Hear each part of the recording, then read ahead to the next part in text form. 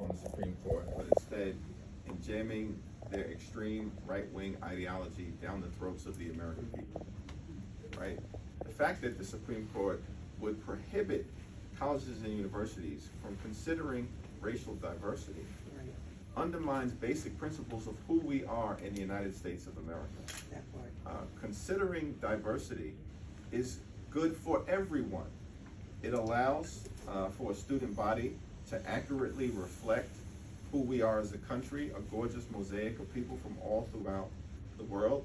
It ensures that students would have a better academic experience, that the faculty, that the campus body will have a better academic experience and prepare them for the real world, for an increasingly diverse society, for a globalized economy.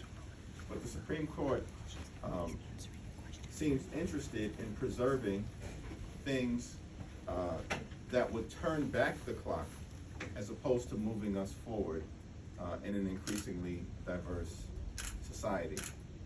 The fact that this right-wing Supreme Court believes that the legacy of privilege matters, so that legacy admissions, if your mother or your father or your grandmother, your grandfather went to that particular university, which means that you come from an elite privileged background, that can stand, that's legitimate, that is acceptable. And in universities like Harvard, for instance, there have been studies that have shown that north of 40% of the student body is perhaps a beneficiary of a legacy admission. But the African American population at Harvard is around 5 or 6%, and that's the problem. So the legacy of privilege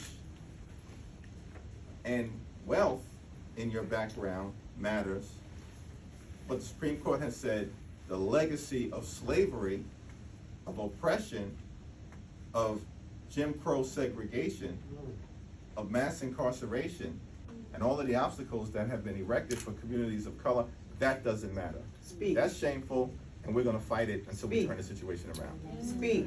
Can I do one more off topic on the same vein, which is while you were meeting, the Supreme Court did strike down or block the student loan forgiveness plan. Do you have any reaction on what that ruling means, and what is the response that you can do from a legislative perspective? What is the next step here?